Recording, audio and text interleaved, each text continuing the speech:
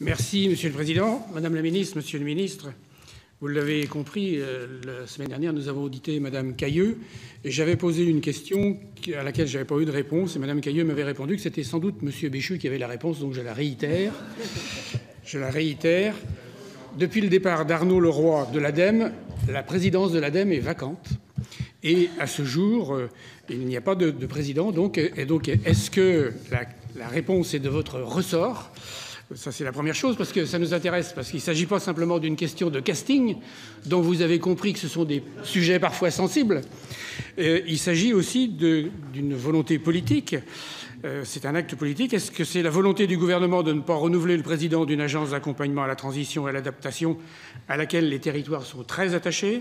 Je suis membre du CA de l'ADEME et je peux vous assurer que cette situation jette une certaine confusion dans les services de cette instance sur la ligne défendue par le gouvernement en matière de projet. En dernier lieu, je souhaite vous poser une question sur l'examen du projet de loi de finances. Lors du dernier texte budgétaire de cet été, j'avais porté un amendement visant à conditionner les aides publiques à nos engagements climatiques. Je pense que les temps sont mûrs maintenant pour instaurer cette éco-conditionnalité et que l'État puisse inciter puissamment le secteur privé dans une démarche de planification écologique. Un arrêté pris fin 2021 a d'ores et déjà été pris concernant les entreprises dont l'État est actionnaire. Est-ce que cette dimension, chère à la Convention citoyenne pour le climat, sera comprise dans la feuille de route environnementale du gouvernement et faire ainsi de la France une nation verte, selon l'expression même de Madame la Première ministre ? Merci, Madame, Monsieur le Ministre.